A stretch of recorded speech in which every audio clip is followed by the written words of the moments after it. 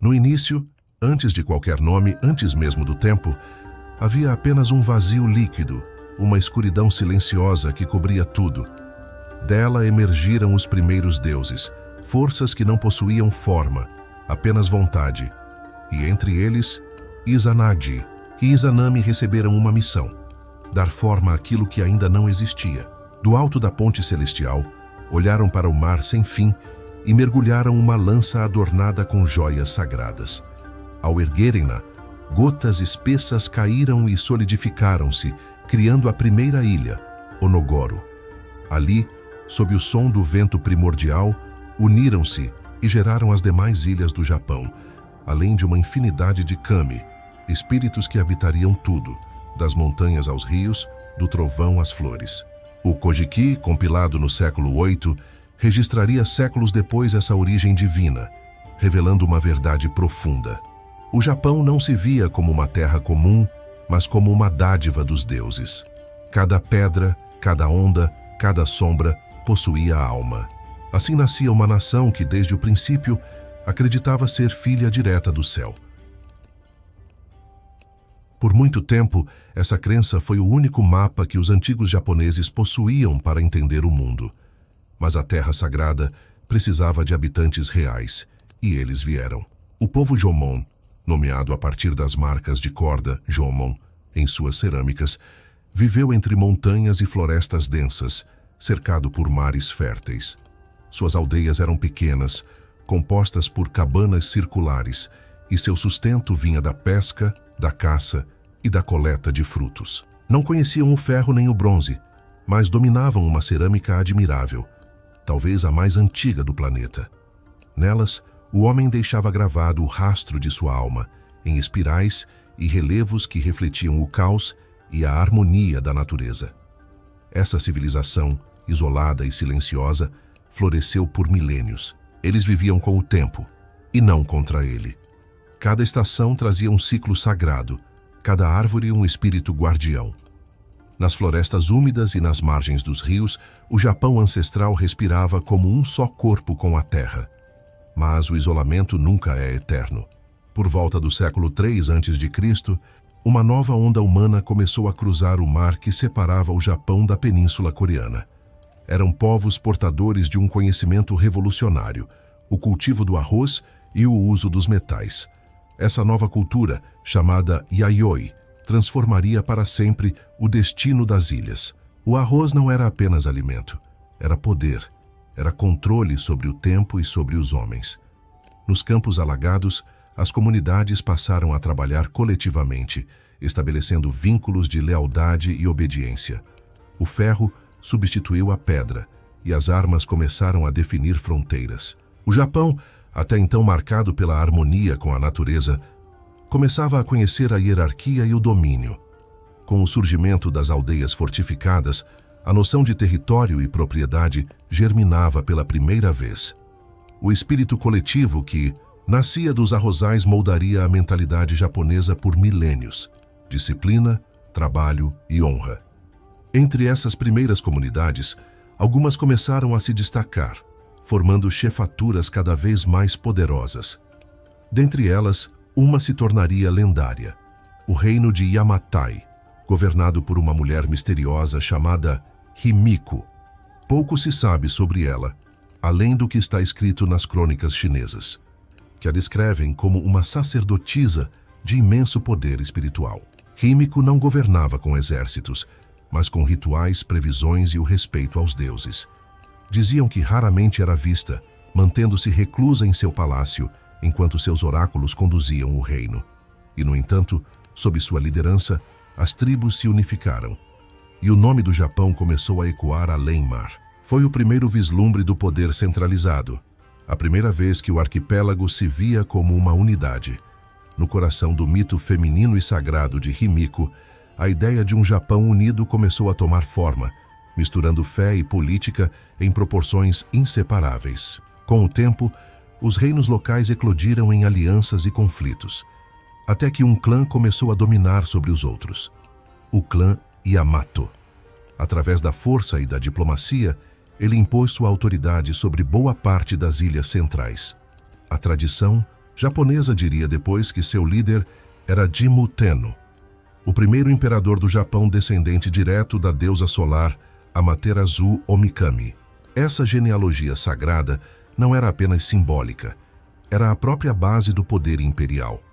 O imperador não seria um simples governante, mas um intermediário entre os homens e os deuses. A partir daí, o Japão deixava de ser um mosaico de tribos para se tornar um império em gestação. As lendas e a política fundiam-se, e a espiritualidade tornava-se instrumento de legitimidade.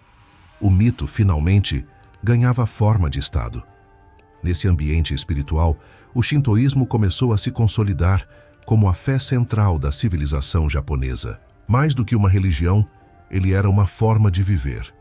O culto aos kami, espíritos da natureza, ancestrais e forças invisíveis, não exigia doutrinas nem dogmas, exigia apenas reverência. Os santuários de madeira, erguidos em meio a florestas e montanhas, não eram construções que impunham presença, mas que se misturavam ao ambiente como se nascessem junto com ele. O homem japonês não dominava a natureza, ele a venerava. Essa visão moldaria toda a estética e a ética do Japão. Da arte à arquitetura, da agricultura à guerra, tudo carregaria o mesmo princípio: harmonia, simplicidade e respeito. O Japão, desde seu nascimento, escolheu o caminho da contemplação, não da conquista. Enquanto o shintoísmo estruturava o espírito da nação, o clã Yamato consolidava sua autoridade política. Chefes regionais juravam lealdade e uma corte primitiva começava a se formar, dando origem ao embrião do império. A sociedade se hierarquizava e o conceito de honra começava a se enraizar, ainda que de forma rudimentar. O poder imperial ganhava força através da crença no sangue divino e na continuidade da linhagem. Assim, o Japão emergia das brumas do mito e dava seus primeiros passos na história concreta. Era uma civilização que unia fé e disciplina, natureza e autoridade, espiritualidade e ordem. E enquanto o sol nascia sobre as planícies de Yamato, o povo japonês acreditava firmemente que aquele astro dourado era o reflexo de seus próprios deuses. No próximo bloco, veremos como esse poder recém-nascido se consolidaria sob os primeiros reis e como o sol, símbolo da vida, se tornaria também o emblema do império. Quando o poder do clã Yamato começou a se espalhar pelas ilhas, o Japão emergia lentamente do mito e entrava no terreno firme da história. No centro das planícies de Nara, pequenas cortes locais começaram a reconhecer a autoridade de um soberano que se dizia herdeiro dos deuses. Era o nascimento do Estado Yamato, um império nascente, onde a fé e a política caminhavam lado a lado. O imperador era visto não apenas como um líder mortal, mas como a presença viva da deusa solar, Amaterasu, na Terra. Seus rituais eram mais importantes do que suas palavras e cada gesto possuía um peso sagrado. No amanhecer das ilhas, o poder ainda era frágil, mas envolto em uma aura divina. Os chefes regionais, agora chamados de Uji, passaram a servir a Yamato trocando autonomia por prestígio. Assim formava-se uma rede de lealdade que uniria o arquipélago sob um único sol. Durante o século IV, o Japão entrou em uma fase de consolidação. O Império Yamato ampliou seu domínio por meio de guerras e alianças, estendendo influência até Kyushu e parte de Honshu. Os túmulos monumentais, chamados Kofun, ergueram-se como símbolos do poder dos novos governantes. Essas colinas artificiais, com formatos geométricos, muitas vezes em forma de fechadura, guardavam os corpos de líderes e guerreiros, cercados por espadas, armaduras e espelhos de bronze. Cada um deles representava o reflexo da alma do imperador e a ligação direta com o mundo espiritual. À medida que as tumbas cresciam, crescia também o prestígio dos Yamato. O Japão passava de uma federação tribal a um estado centralizado. Era um império jovem, mas já consciente de sua diferença. Nascia sem deuses estrangeiros, apenas com os seus próprios. Com o avanço político veio também a influência externa. As rotas marítimas que ligavam a Península Coreana e o sul da China trouxeram não apenas comércio, mas ideias. Do continente chegaram a escrita, o ferro aprimorado e, sobretudo, o budismo. Quando a primeira estátua dourada de Buda foi oferecida à corte Yamato por emissários coreanos, ela causou admiração e temor. O novo deus não pertencia ao Japão, mas trazia consigo o prestígio de civilizações avançadas. Houve divisões internas.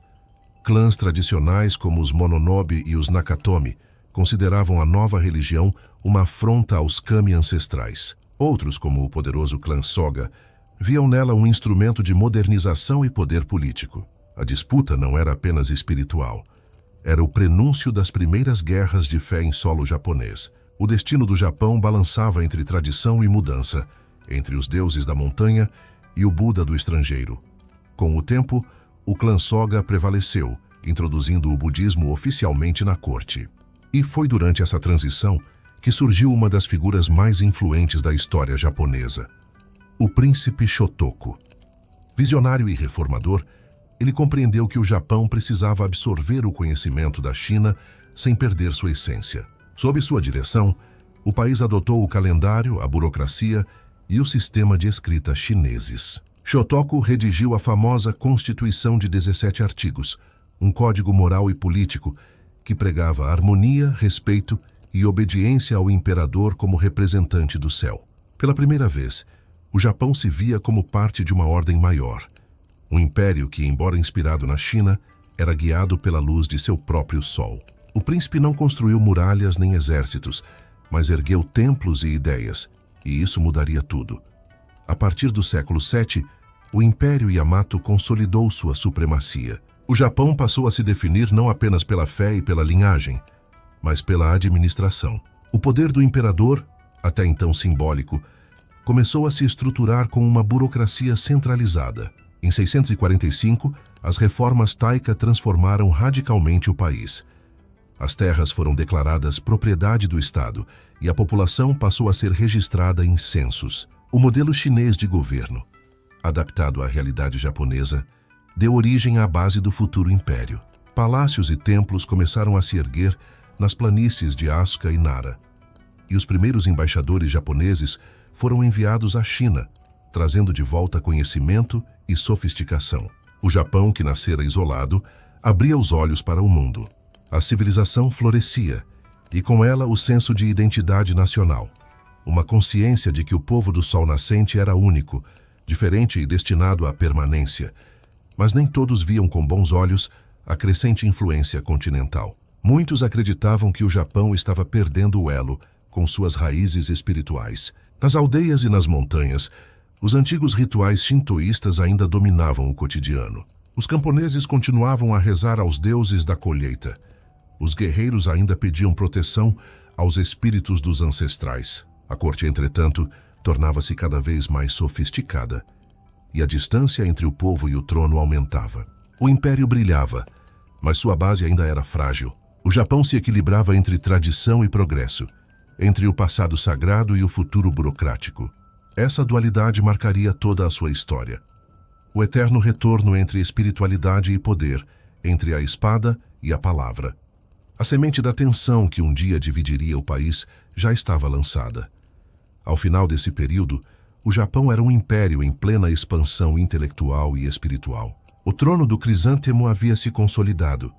O budismo coexistia com o shintoísmo e a cultura começava a florescer. O amanhecer do sol, símbolo do império, já não era apenas uma metáfora divina, mas uma realidade política. O povo via no imperador o reflexo do próprio céu, e nas planícies de Nara, as primeiras capitais fixas surgiam como testemunhas de uma civilização que começava a registrar sua própria história. O Japão deixava para trás o tempo dos mitos e entrava na Era dos Reis, uma época de esplendor e intrigas, onde a fé moldava o poder e o poder moldava o destino. No próximo bloco, veremos como esse império jovem abriria suas portas ao mundo, recebendo o sopro da China e do budismo, e iniciando uma das eras mais sofisticadas de sua história. O nascimento de Nara e Heian, os corações do Japão clássico. O século VIII marcou uma virada decisiva. O Japão deixava de ser um arquipélago fragmentado e assumia de vez sua forma imperial. A nova capital Nara, construída em 710, foi planejada à imagem das cidades chinesas da dinastia Tang. Ruas largas, quarteirões geométricos, palácios e templos erguidos sob uma ordem celestial. Era um império que queria se ver civilizado, digno dos deuses e dos olhos do mundo. Sob o imperador Shomu e sua poderosa consorte Komyu, o estado Yamato se tornava um centro de religião e administração. O budismo, agora oficial, se espalhava por todas as províncias como uma força unificadora. Em Nara erguia-se o Todaiji, o maior templo do mundo antigo, abrigando a colossal estátua do Buda Vairocana, símbolo de luz, sabedoria e domínio espiritual. A cerimônia de consagração da estátua, em 752, contou com monges de toda a Ásia. O Japão, pela primeira vez, respirava como uma potência imperial. Mas a ordem que crescia sob o brilho dos templos também gerava sombras. A influência do budismo, antes espiritual, tornou-se política. Os grandes mosteiros acumulavam riquezas, terras e poder, rivalizando com a própria corte. Monges, outrora eremitas, agora vestiam-se como nobres, interferindo em decretos e alianças. O Estado, que havia usado a religião como instrumento de unidade, começou a sentir o peso de sua própria criação. As intrigas palacianas se multiplicavam e o equilíbrio entre fé e poder tornava-se cada vez mais delicado. O império, que se via como reflexo do céu, começava a perceber que o brilho das divindades também podia cegar. As crônicas de Nara registram uma sucessão de imperadores manipulados, abdicando sob pressão ou retirando-se para os templos, buscando a paz que o trono não mais oferecia. Era o início de uma tensão que marcaria toda a história japonesa. O conflito entre o sagrado e o político. Em meio a essa instabilidade, a corte decidiu se mover. No ano 794, a capital foi transferida para Heian-kyo, atual Kyoto. A mudança não era apenas geográfica, mas simbólica. Heian significava paz e tranquilidade. O ideal de um império purificado de influências corruptas. A nova cidade foi cuidadosamente planejada, combinando o rigor chinês à estética japonesa. O Palácio Imperial erguia-se ao norte, protegido espiritualmente pelas montanhas. O layout urbano refletia a ordem cósmica. Cada rua, cada muro, cada templo existia sob a harmonia de um propósito maior. Sob o governo da dinastia imperial e em especial da família Fujiwara, o Japão entrou em um período de esplendor cultural sem precedentes. A corte florescia em poesia, arte, moda e espiritualidade refinada. O império, que outrora buscara na China sua identidade, agora começava a criar uma cultura própria, inconfundivelmente japonesa. Foi nesse cenário que nasceu o conceito de miyabi, a elegância idealizada, o refinamento que distinguia o homem nobre do vulgar. As roupas tornaram-se camadas de seda colorida, os gestos medidos, a linguagem transformada em arte. As mulheres da corte escreviam em caracteres fonéticos, criando uma literatura de sensibilidade única. Entre elas, destacava-se Murasaki Shikibu, autora de Genji Monogatari, a primeira obra-prima da literatura mundial, escrita no início do século XI. Em mais de 1000 páginas, ela retratou o amor, a solidão e a efemeridade da vida na corte Heian. Seu protagonista, o príncipe Genji, era o espelho do ideal estético e espiritual de seu tempo. Belo, culto e condenado pela melancolia do efêmero. Essa visão da impermanência, chamada Mono no Aware, tornaria-se a essência da alma japonesa. A consciência de que tudo o que é belo está condenado a desaparecer. Mas por trás dos jardins, da música e da poesia, a estrutura do poder começava a rachar. Os Fujiwara, mestres da política matrimonial, controlavam o trono ao casar suas filhas com os imperadores, mantendo o governo nas sombras. Os camponeses, enquanto isso, sustentavam a luxuosa vida da corte, pagando tributos cada vez mais pesados. Nas províncias distantes, os grandes proprietários de terra, os daimyo, fortaleciam seus exércitos privados. O Japão estava dividido entre a beleza de Heian e a realidade das aldeias, entre o esplendor e a desigualdade. A aristocracia, envolta em perfumes e poesia, pouco percebia que o poder real já começava a escapar de suas mãos. Enquanto os nobres escreviam versos sob a lua, nas fronteiras rurais, nasciam os primeiros guerreiros profissionais, os samurais, homens de espada e juramento, que em breve mudariam o destino da nação. O colapso não viria de um golpe súbito, mas de um lento desgaste. O governo central enfraqueceu, e as províncias passaram a ser administradas por senhores locais que se autossustentavam. O ideal de harmonia espiritual de Heian dava lugar a uma realidade de tensões e batalhas. O Japão entrava em uma nova era, em que a força do aço substituiria a sutileza da pena. A corte, isolada em sua própria beleza, tornava-se irrelevante, e o verdadeiro poder começava a migrar para as famílias guerreiras. As sementes da rebelião germinavam silenciosamente. O império que nascera dos deuses e florescera com os poetas, agora marchava em direção à espada. E quando o primeiro sangue nobre manchou os portões de Kyoto, o Japão compreendeu que o ciclo da beleza havia terminado, e o da guerra estava prestes a começar. O amanhecer do sol que um dia iluminara o império, agora lançava sombras sobre o mesmo solo sagrado. O esplendor de Nara e Heian seria lembrado por séculos como a idade de ouro da cultura japonesa, mas também como o prelúdio de um tempo de caos. A arte, o budismo e o shintoísmo haviam moldado a identidade espiritual do povo, mas a nova realidade exigia outra virtude, a lealdade militar. No horizonte, o rugido dos clãs Taira e Minamoto começava a ecoar. O Japão, que outrora se definira pela fé, agora seria definido pela espada. No próximo bloco, veremos como o Império Poético se transformou em um campo de guerra e como das ruínas da corte Heian nasceriam os samurais, o shogunato e uma nova era de sangue e disciplina. O século XII foi o crepúsculo da elegância e o amanhecer da guerra. O Império Heian, sustentado por poesia e intrigas, começou a desmoronar sob o peso de sua própria beleza. Nas províncias longe dos palácios dourados de Kyoto, os clãs guerreiros fortaleciam-se silenciosamente. Entre os mais poderosos estavam os Taira e os Minamoto, descendentes de linhagens imperiais antigas, mas moldados pelo campo e pela espada. Seus exércitos eram compostos por homens de honra, jurados à lealdade de seus senhores, os samurais. Eles não lutavam apenas por riqueza, mas por dever, um conceito que se tornaria o eixo moral do Japão feudal, o Bushido, o caminho do guerreiro. E enquanto a corte se afundava em rituais e frivolidades, os samurais aprendiam a ler o vento, a cavalgar na chuva e a morrer com serenidade. O Japão trocava a pena pela lâmina, o incenso pelo sangue. A guerra inevitável eclodiu em 1180. A Guerra Genpei, um conflito devastador que colocaria os clãs Taira e Minamoto frente a frente pela supremacia do império. O Japão foi tomado por 5 anos de batalhas brutais, com templos incendiados, vilas saqueadas e rios tingidos de vermelho. Os cronistas descrevem a guerra como um épico trágico, onde a honra importava mais do que a vitória. Um dos símbolos desse conflito foi o jovem guerreiro Atsumori, do clã Taira, morto em combate por um inimigo que, ao descobrir sua juventude, chorou diante do corpo. Esse gesto, relatado em Heike Monogatari, mostrava que mesmo em meio ao caos o ideal da compaixão não havia morrido, mas o destino dos Taira estava selado. Em 1185, na Batalha Naval de Dan-no-ura, os Minamoto destruíram o inimigo por completo. O pequeno imperador Antoku, uma criança, foi levado pelas águas junto com as joias imperiais. O Japão chorou e, ao mesmo tempo, renasceu.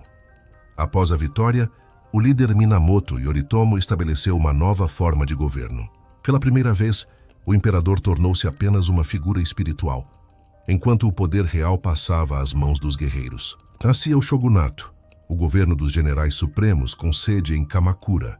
O sistema era simples e eficiente. O imperador continuava a governar em nome dos deuses, mas o shogun governava em nome da espada. Era o nascimento do feudalismo japonês, uma sociedade baseada em lealdade, hierarquia e dever. Sob o shogunato Kamakura, os samurais tornaram-se a espinha dorsal da nação. Eles recebiam terras em troca de serviço militar, criando uma teia de vassalos e senhores que cobria todo o arquipélago. O Japão, pela primeira vez, era governado por homens que haviam sangrado por ele. O novo governo trouxe ordem, mas também rigidez. O Bushido, antes um código moral não escrito, tornou-se lei. Honra, coragem e lealdade eram mais do que virtudes, eram obrigações. O samurai devia estar sempre pronto para morrer pelo seu senhor, sem hesitação. A espada, o katana, era a alma do guerreiro. Perder uma batalha não era vergonha, mas perder a honra era destino pior que a morte. Assim nasceu a prática do seppuku, o suicídio ritual, em que o guerreiro assumia a própria derrota com dignidade. Enquanto o Ocidente erguia catedrais, o Japão erguia valores invisíveis, uma disciplina espiritual que atravessaria séculos. Kamakura tornou-se o coração de um novo império, mais austero, mais silencioso, mais temido. O Japão abandonava a beleza de Heian e abraçava a dureza da lâmina. No entanto, o poder nunca permanece estático. Após a morte de Yoritomo, o shogunato mergulhou em disputas internas. Sua viúva, Hojo Masako, conhecida como a Freira Shogun, assumiu o controle político, governando das sombras e mantendo a dinastia através de astúcia e manipulação. Sob sua regência, os Hojo consolidaram um governo de ferro.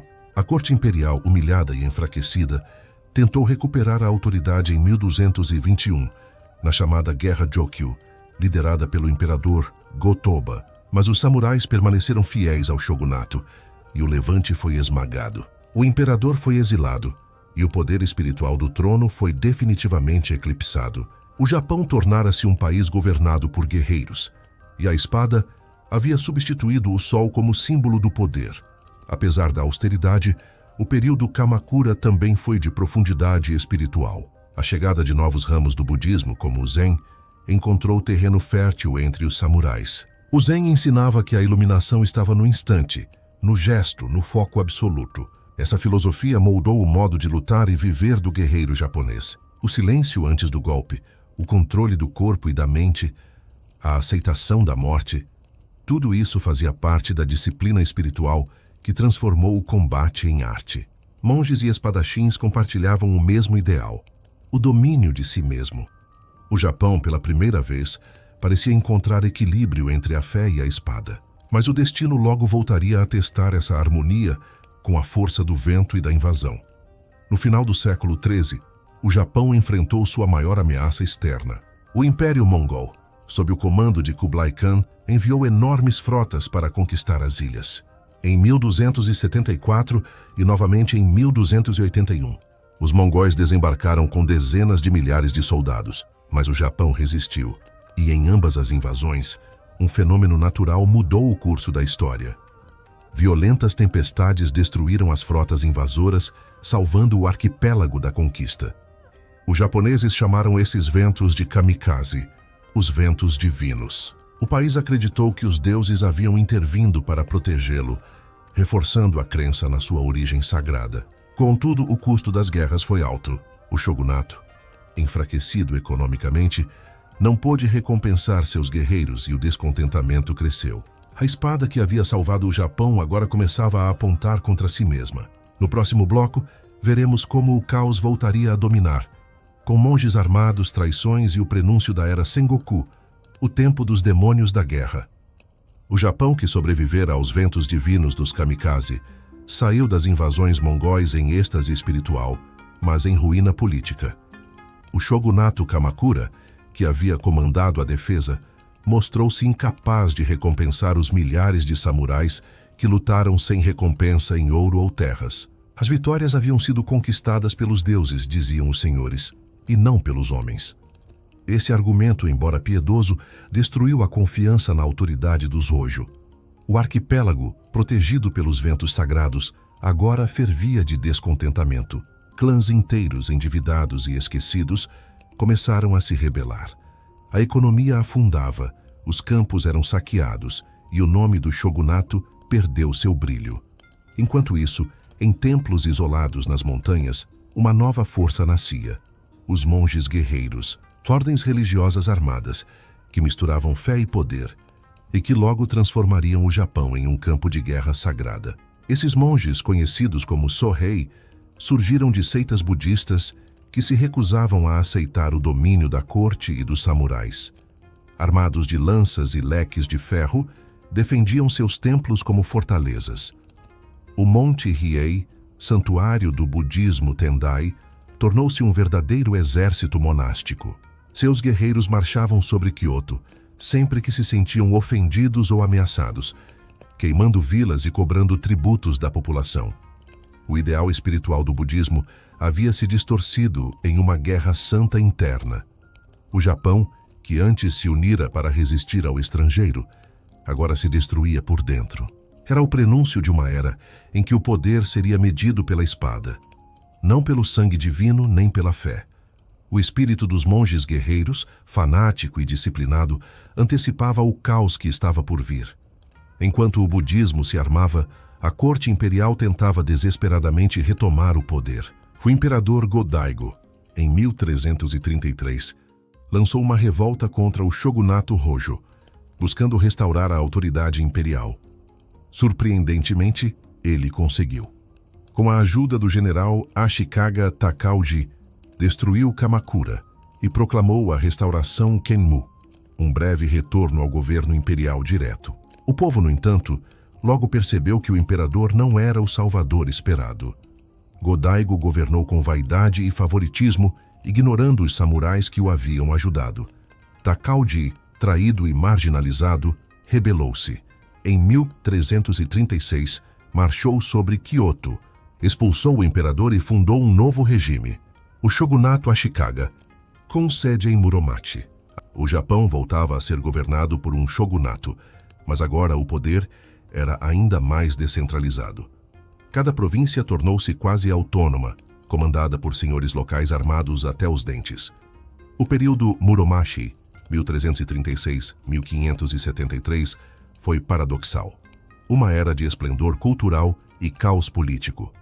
Em Kyoto, sob o patrocínio dos Ashikaga, floresceram a arte, o teatro nó, os jardins zen e o refinamento do chá. Era uma beleza que brotava em meio à violência. O Japão era um mosaico de reinos privados, em constante guerra. Os daimyo competiam por terras, impostos e glória, enquanto o shogunato tentava, sem sucesso, manter as aparências de unidade. As estradas tornaram-se rotas de guerra. Castelos começaram a surgir nos vales e montanhas, e as lealdades mudavam como o vento. A corte imperial, reduzida a um papel cerimonial, observava impotente o avanço da anarquia. O Japão mergulhava em um abismo de ambição e sangue, e ainda assim produzia arte de beleza transcendental, como se o caos fosse sua musa. A devastação atingiu o auge com a Guerra Onin, 1467 e 477, um conflito que começou como disputa sucessória dentro do clã Ashikaga e terminou em colapso nacional. Kyoto foi reduzida a cinzas. Templos ardendo iluminavam a noite como velas funerárias de uma era inteira. Sem um governo central, o país fragmentou-se completamente. Começou então o período Sengoku, a era dos estados guerreiros, quase um século e meio de batalhas incessantes. Senhores locais, agora independentes, declaravam-se soberanos de suas regiões. Alianças eram feitas e desfeitas em questão de dias. Samurai enfrentava samurai, irmão matava irmão. Era um mundo onde o conceito de honra se confundia com sobrevivência. E no coração desse caos, novos líderes começaram a se destacar, homens de ambição colossal, capazes de moldar o destino do Japão com fogo e ferro. Mesmo nas cinzas, a espiritualidade não desapareceu, apenas se transformou. O budismo zen, que ensinava disciplina e introspecção, tornou-se a filosofia dos samurais. O chá, a caligrafia e a espada tornaram-se práticas de meditação, reflexos da busca pela harmonia em meio à destruição. Os guerreiros viam na morte um caminho de purificação. O Japão do século XV era um país em que o sublime e o brutal coexistiam com naturalidade. Os jardins zen floresciam ao lado de campos de batalha, e os monges meditavam enquanto os exércitos queimavam as aldeias ao redor. Era uma estética da impermanência, onde o caos e a beleza se tornavam uma só coisa. A alma japonesa, moldada pelo silêncio e pela guerra, encontrava equilíbrio entre o golpe e o respiro. O shogunato Ashikaga agonizava e o poder já não era mais de Kyoto. Nos campos e montanhas surgiam novos senhores da guerra, homens que não herdaram tronos, os conquistaram. Entre eles, nomes que em breve ecoariam pela eternidade: Oda Nobunaga, Toyotomi Hideyoshi e Tokugawa Ieyasu. Eles seriam os arquitetos de um novo Japão, erguido sobre as ruínas do antigo. Mas antes que a paz voltasse, o país atravessaria um inferno de batalhas, traições e conquistas sem piedade. O Japão, mais do que nunca, se tornaria um espelho da alma humana, bela, violenta e indomável. E se você quer acompanhar como esses 3 guerreiros moldaram o destino do sol nascente, prepare-se para a próxima parte. Inscreva-se, pois a era dos demônios da guerra está prestes a começar. O Japão mergulhou em um inferno de aço e ambição. O século XVI nasceu sob o som das espadas batendo no escuro e dos castelos ardendo no horizonte. Era o período Sengoku, o tempo dos estados guerreiros, em que o país se partira em centenas de feudos em guerra constante. O shogunato Ashikaga era uma sombra sem poder, e cada daimyo lutava para se tornar o senhor supremo do arquipélago. Nenhuma lei existia além da força, nenhuma fé além da lealdade ao próprio clã.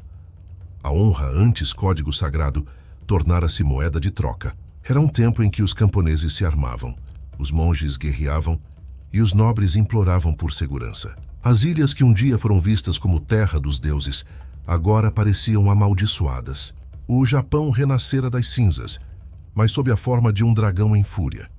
No centro desse caos, 3 figuras emergiriam como titãs: Oda Nobunaga, Toyotomi Hideyoshi e Tokugawa Ieyasu, os 3 unificadores do Japão. O primeiro, Nobunaga, era o demônio vestido de homem. Nascido de um pequeno clã em Owari, ele ascendeu pela brutalidade e pela genialidade tática. Revolucionou a guerra ao adotar armas de fogo, os arcabuzes trazidos pelos portugueses em 1543, e usou-os com precisão letal. Nobunaga não respeitava tradições nem templos. Mandou incendiar o Monte Hiei, destruindo milhares de monges guerreiros que ousaram desafiá-lo. Seu lema era simples: o mundo só será meu quando o caos for consumido pelas chamas. Sob seu comando, castelos caíam, clãs desapareciam e a guerra tornou-se ciência. Muitos o odiavam, mas todos o temiam. Nobunaga era o prenúncio de um novo tipo de Japão, pragmático, impiedoso e moderno. Mas o destino raramente permite um só rei. Após consolidar metade do arquipélago, Nobunaga foi traído por um de seus generais, Akechi Mitsuhide, que o encurralou no templo de Honnoji em 1582. Sem saída, o senhor demoníaco preferiu o fogo à submissão. Cometeu seppuku enquanto as chamas devoravam Kyoto. Sua morte abriu um vazio perigoso. Quem o preencheria? Surge então o segundo grande nome, Toyotomi Hideyoshi, o general que começou como filho de um camponês e tornou-se o governante de todo o Japão. Inteligente, carismático e manipulador, Hideyoshi herdou os exércitos de Nobunaga e concluiu sua obra de unificação. Proibiu o porte de armas para camponeses, construiu castelos magníficos como o de Osaka e instituiu um sistema de classes rígido. Sob seu governo, o Japão experimentou paz pela primeira vez em séculos, uma paz obtida pela força e pelo medo. Hideyoshi, porém, não se contentou em governar o Japão. Ambicionava conquistar o mundo. Em 1592, lançou a invasão da Coreia, sonhando com a China como próximo passo. O exército japonês marchou com ferocidade, mas enfrentou resistência feroz e logística impossível. As campanhas foram desastrosas e milhares morreram em terra estrangeira. O sonho imperial de Hideyoshi se desfez, corroído por febre, fome e desespero. Em 1598, doente e amargurado, o ditador morreu deixando um herdeiro criança e um país à beira da instabilidade. Mais uma vez, o Japão olhava para o abismo do caos. As cinzas do império que ele tentara criar serviriam de alimento para o último dos 3 grandes, Tokugawa Ieyasu, o estrategista paciente que transformaria o Japão em fortaleza e silêncio. Ieyasu era diferente de todos. Frio, calculista e profundamente disciplinado. Ele esperou o momento certo. Enquanto os outros buscavam glória imediata, ele buscava permanência. Após a morte de Hideyoshi, os generais dividiram-se em facções rivais e o Japão mergulhou novamente na guerra civil. O destino seria decidido em Sekigahara, em 1600, a maior batalha da história japonesa. 100.000 guerreiros se enfrentaram sob um céu nublado. No final do dia, Ieyasu emergiu vitorioso. 2 anos depois, o imperador o nomeou shogun, selando o nascimento do shogunato Tokugawa. A espada havia finalmente imposto a paz. O país inteiro, de norte a sul, curvou-se diante de um homem que sabia que o verdadeiro poder não está em vencer guerras, mas em impedi-las. Já o Japão, cansado de sangue, enfim encontrou estabilidade, à custa da liberdade. O domínio Tokugawa transformou o Japão. O Bushido, antes código de batalha, tornou-se filosofia de conduta. Os samurais, agora sem guerras para lutar, tornaram-se administradores, poetas e mestres de cerimônias. A capital mudou-se para Edo, atual Tóquio, e um novo mundo começou a florescer, construído sobre a ordem e o controle. O Japão fechou suas fronteiras ao exterior, proibindo estrangeiros e isolando-se do mundo. Era a política do Sakoku, o país trancado.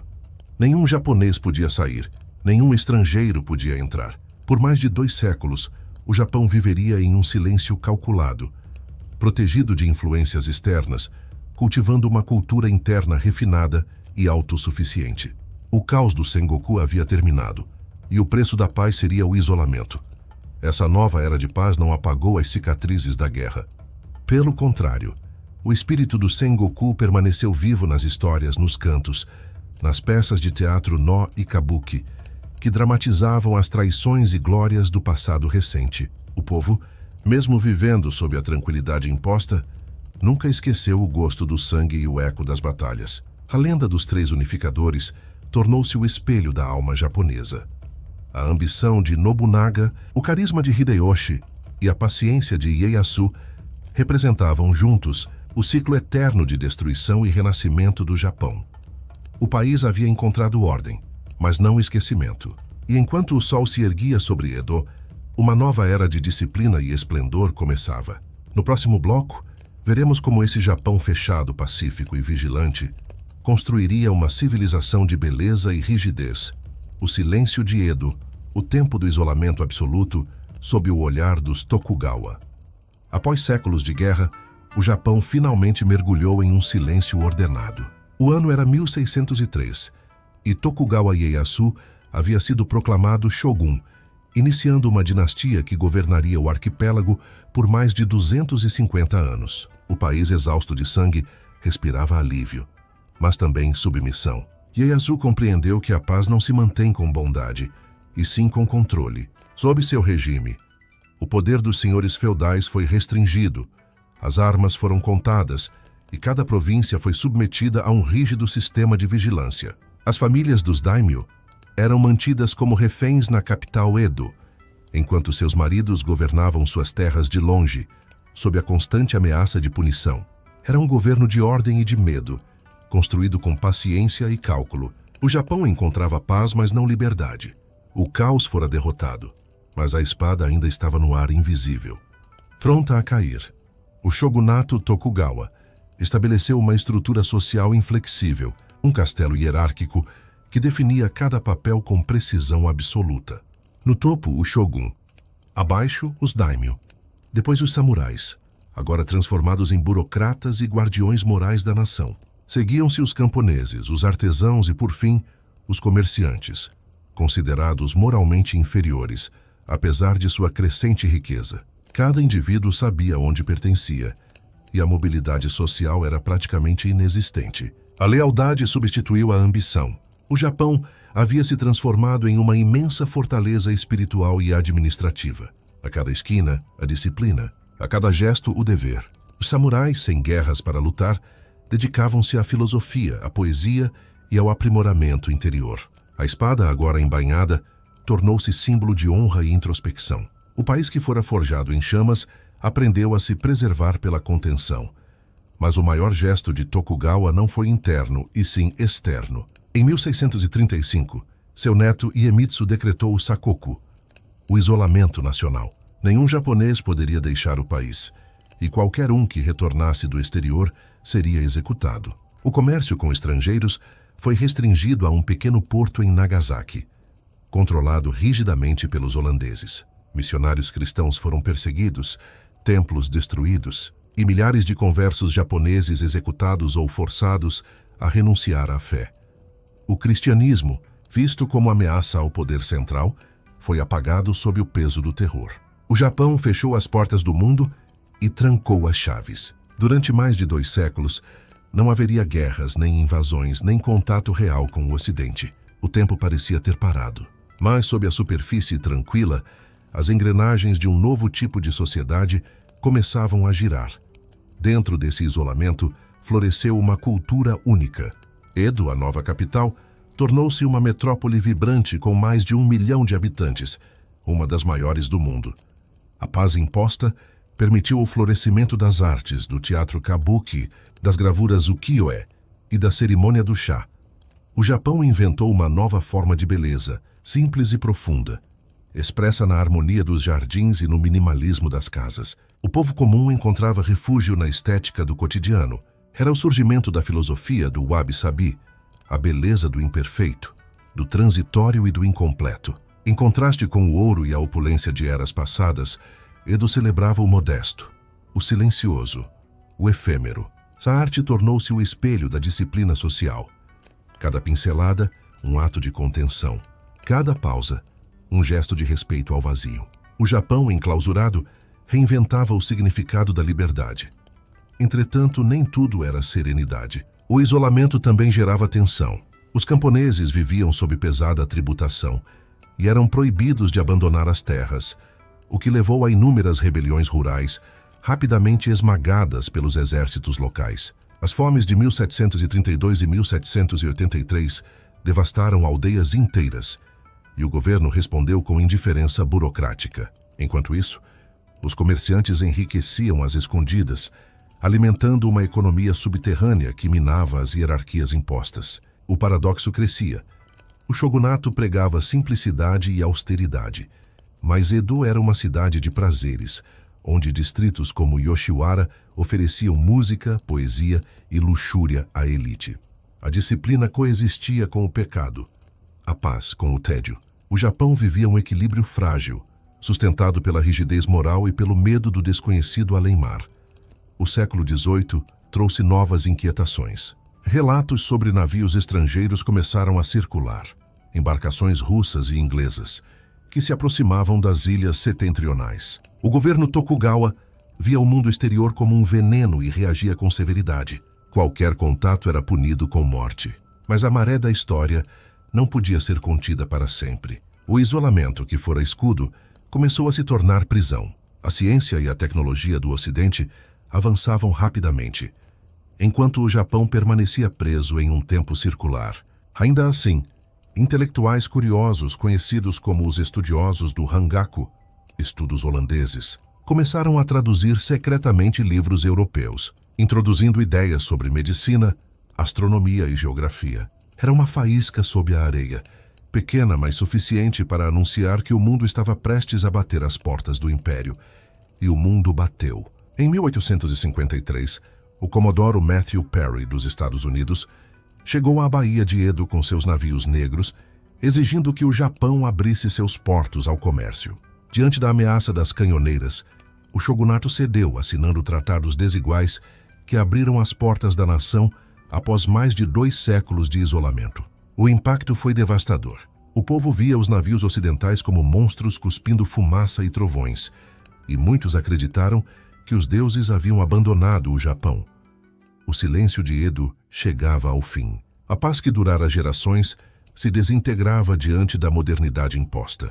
O país, uma vez protegido pelos ventos divinos, agora se via invadido por ideias, máquinas e ambições estrangeiras. No próximo bloco, veremos como essa ruptura abalaria o trono e incendiaria o espírito japonês, conduzindo à era Meiji, quando o Japão despertaria de seu longo sono e, mais uma vez, reinventaria a si mesmo diante do abismo da história. O som dos canhões do Comodoro Matthew Perry, em 1853, ecoou pelas águas da Baía de Edo como um trovão que rompeu séculos de silêncio. Os navios negros americanos, movidos a vapor e armados com artilharia moderna, simbolizavam o poder de um novo mundo que o Japão jamais conhecera. O shogunato Tokugawa, acostumado a governar pelo medo interno, viu-se impotente diante da ameaça externa. As portas do país, fechadas por mais de 200 anos, foram forçadas a se abrir. O choque foi imediato e profundo. Costumes, tecnologia e ideias ocidentais começaram a invadir o arquipélago como uma tempestade. O Japão, que se orgulhava de sua pureza e isolamento, despertava para um planeta transformado pela Revolução Industrial. A Era do Silêncio havia terminado e o Império dos Samurais estava prestes a ruir. A humilhação foi amarga. Os tratados assinados sob pressão, conhecidos como Tratados Desiguais, concediam privilégios aos estrangeiros e limitavam a soberania japonesa. Portos foram abertos e navios estrangeiros cruzavam as águas que outrora eram sagradas. As cidades portuárias tornaram-se caldeirões de culturas e tensões. Enquanto alguns japoneses viam no contato com o Ocidente uma oportunidade de progresso, outros o encaravam como profanação. Samurais desempregados, enraivecidos pelo declínio de seu status, começaram a conspirar. O lema era claro: reverenciar o imperador e expulsar os bárbaros. O país dividiu-se entre os que queriam se abrir ao mundo e os que desejavam preservar a tradição. O shogunato Tokugawa, enfraquecido, tentava equilibrar as forças, mas o tempo das espadas burocráticas havia acabado. O Japão estava prestes a sangrar, novamente, desta vez em nome da modernidade. Revolta explodiu em 1868.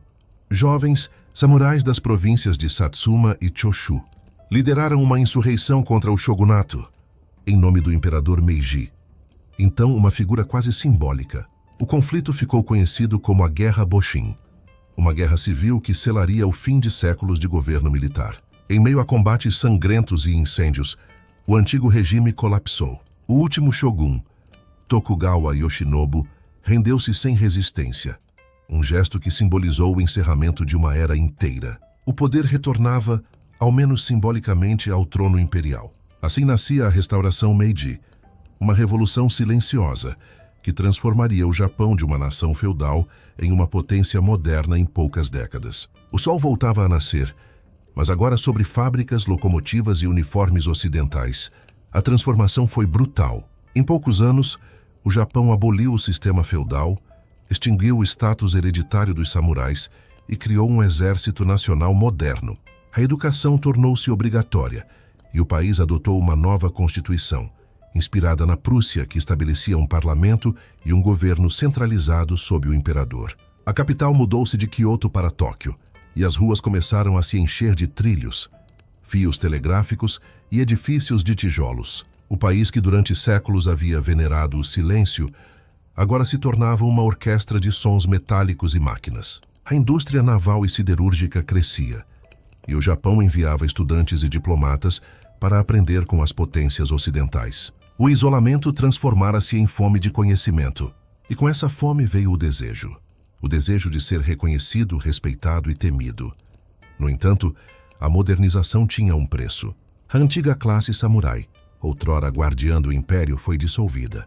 Suas espadas foram proibidas, seus privilégios extintos. Muitos não aceitaram. Em 1877, eclodiu a rebelião de Satsuma, liderada por Saigo Takamori, um dos heróis da restauração e agora inimigo do próprio sistema que ajudara a criar.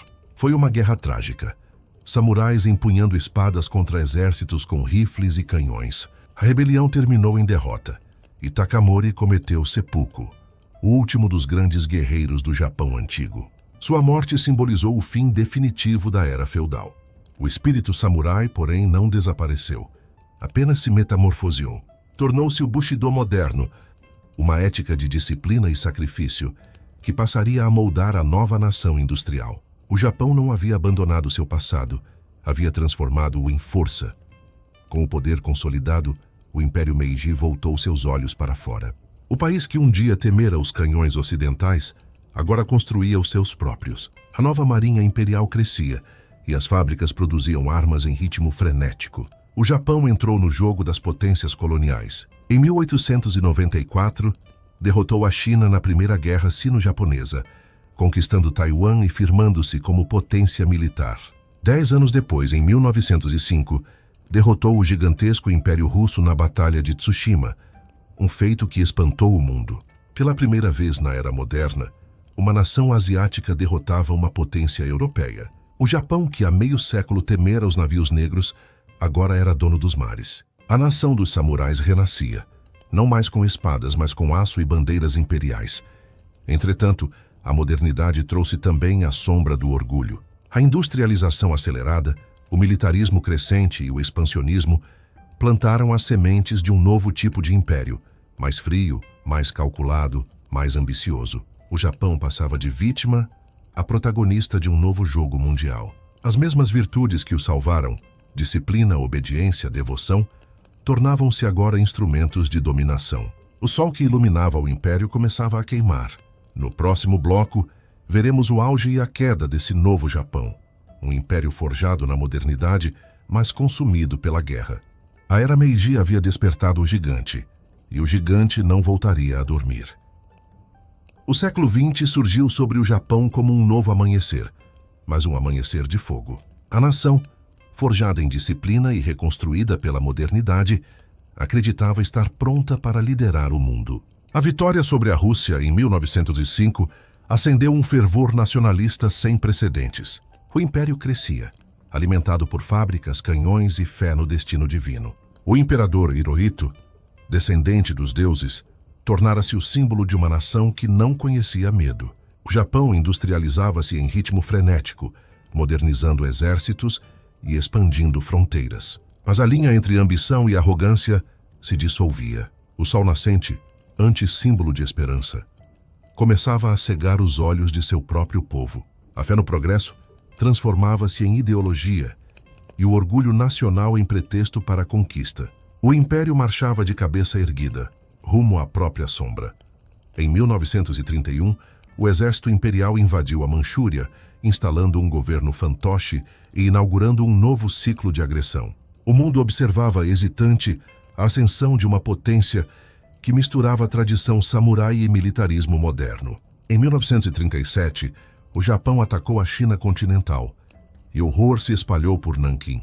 Civis foram massacrados, templos queimados, mulheres violentadas, e tudo isso em nome da glória imperial. A guerra havia se tornado uma religião. Generais e monges abençoavam exércitos, e crianças aprendiam que morrer pelo imperador era a maior das honras. O Bushido, antes um código de ética, agora servia ao fanatismo. O império expandia-se como fogo em mato seco, acreditando estar cumprindo a vontade dos deuses. Mas cada vitória deixava rastros de cinzas, e nelas o presságio do colapso.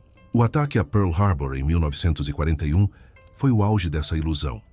O Japão acreditava que podia derrotar o Ocidente, assim como havia derrotado os chineses e russos. Por alguns meses, o império brilhou intensamente, conquistando territórios no Pacífico, avançando sobre ilhas e colônias. Mas logo veio o contra-ataque. Os Estados Unidos reagiram com força descomunal, retomando território após território, transformando o oceano em cemitério. O orgulho japonês recusava-se a recuar. Para os soldados imperiais, rendição era desonra, derrota impossível. Em cada ilha, batalhas se tornavam suicídios coletivos. A glória se tornara fanatismo, e o fanatismo autodestruição. O império, que prometera a eternidade, caminhava sem perceber que o próprio sol que o guiava já ardia prestes a explodir. Então veio o inimaginável. Em agosto de 1945, Hiroshima e Nagasaki foram reduzidas a pó. O poder do próprio sol caiu sobre o Japão, transformando cidades inteiras em sombras gravadas nas paredes. Mais de 200 mil vidas se perderam em segundos. Pela primeira vez, o imperador Hirohito falou diretamente ao povo, não como Deus, mas como homem. Sua voz calma e trêmula anunciou a rendição.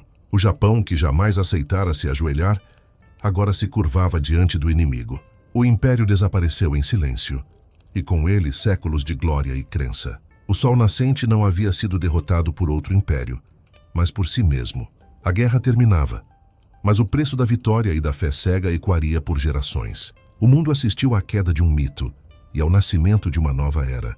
A ocupação americana transformou ruínas em laboratórios. O Japão, devastado e humilhado, começou a reconstruir-se com disciplina e resignação.